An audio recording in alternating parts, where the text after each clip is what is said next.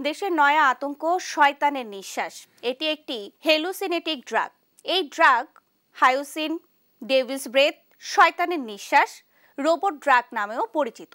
বিশ্ব স্বাস্থ্য সংস্থার প্রয়োজনীয় ঔষধের তালিকায় থাকা এই স্কোপোলামিন রোগীকে অপারেশনের আগে অজ্ঞান করতে ব্যবহার করা হয়।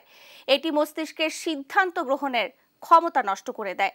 সম্প্রতি দেশের দুর্বৃত্তরা লোকজনকে অজ্ঞান করে সর্বস্ব লুটে নিতে এটি ব্যবহার শুরু করেছে। ফলে দেশের নয়া আতঙ্ক হিসাবে আবির্ভূত হয়েছে এই মাদক। বিস্তারিত ডেস্ক রিপোর্টে। দেশে অভিনব কৌশলে বেড়েছে প্রতারণা ও ছিনতাই। প্রতারণার নিত্য নতুন পন্থা অবলম্বন করে ভুক্তভোগীর কাছ থেকে সর্বস্ব লুটে নিচ্ছে একটি ভয়ঙ্কর অপরাধী চক্র। এবার দুর্বৃত্তরা লোকজনকে অজ্ঞান করে সর্বস্ব লুটে নিতে শয়তানের নিঃশ্বাস নামে একটি হ্যালোসিনেটিক ড্রাগ ব্যবহার শুরু করেছে। এই ড্রাগ হ্যালোসিন, ডেভিলস ব্রেথ, শয়তানের নিঃশ্বাস, বুরুন্ডাঙ্গা, রোবট ড্রাগ, জম্বি ড্রাগ বা কলম্বিয়ান ডেভিলের নিঃশ্বাস নামেও পরিচিত।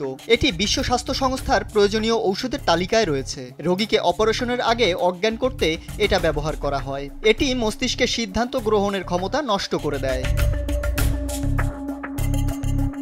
সম্প্রতি বাংলাদেশের দুর্বৃত্তরা লোকজনকে অজ্ঞান করে সর্বস্ব লুটে নিতে এই ড্রাগ ব্যবহার শুরু করেছে। এর ক্ষতির মাত্রা কোকেন থেকেও বহুগুণ বেশি। ফলে নয়া আতঙ্ক হিসাবে আবির্ভূত হয়েছে এই মাদক। রাজধানীর মাদারটেক আজিজ স্কুল মহল্লার বাসিন্দা রঞ্জু মনোয়ারা 18 জানুয়ারি অনলাইনে পুরাতন ফ্রিজ বিক্রির বিজ্ঞাপন দেন তিনি। কেনার কথা বলে আশিক নামে এক ক্রেতা তার বাড়িতে আসেন। ফ্রিজ দেখে মোটামুটি পছন্দ হয় তার। পরদিন তিনি তার স্ত্রী পরিচয়ে এক মহিলাকে নিয়ে আবার ওই বাড়িতে আসেন। তারা রঞ্জু মনোয়ারার ড্রয়িং রুমে বসে কথা বলছিলেন। একসময় রঞ্জু মনোয়ারা ওই মহিলার হাতে তুলে দেন তার গলা ও হাতের অলংকার, ঘরে রাখা নগদ টাকা সহ কয়েক ভরি স্বর্ণালংকার। কিছুক্ষণ পর তারা ওই বাসা থেকে বিদায় নেন। তাদের এগিয়েও দেন রঞ্জু মনোয়ারা। তবে কিছু সময় পর পরিবারের অন্য সদস্যরা বাসায় এসে সবকিছু এলোমেলো দেখে তাকে প্রশ্ন করতেই তিনি বেহুশ হয়ে যান। হুঁশ ফেরার পর একে একে তার মনে পড়তে থাকে আগের ঘটে যাওয়া সব দৃশ্য। তবে ততক্ষণে সব শেষ। জানা গেছে এ ধরনের ঘটনা এখন রাজধানীর প্রতিটি এলাকায় প্রায়ই ঘটছে।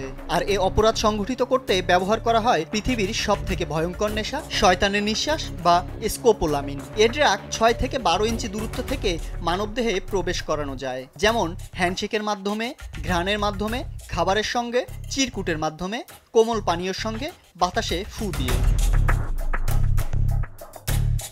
শয়তানের নিঃশ্বাস শরীরে প্রবেশ করার সঙ্গে সঙ্গে মানুষের মস্তিষ্কের প্রাথমিক স্মৃতি ব্লক হয়ে যায়। ফলে আক্রান্ত ব্যক্তি আক্রমণকারীকে দেখতে পেলেও চিনতে পারেন না এবং কিছু মনে রাখতে পারেন না।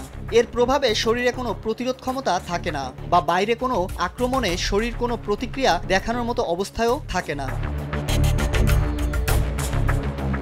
এ অবস্থায় ভুক্তভোগীর আচরণ হয়ে যায় বশীভূত বা সুতোয় বাঁধা পুতুলের মতো। তীব্র হ্যালুসিনেশন শুরু হয়, অন্যের দেওয়া আদেশকে যান্ত্রিকভাবে অনুসরণ করতে বাধ্য করে। অর্থাৎ আপনি নিজে কিছু করতে পারবেন না, শুধু সামনের লোকে যা বলবে তাই করবেন রোবটের মতো। 23 জানুয়ারি দৈনিক যুগান্তর পত্রিকার অনলাইনে এই প্রতিবেদন প্রকাশ করা হয়েছে। নিউজ ডেস্ক, দেশ টিভি।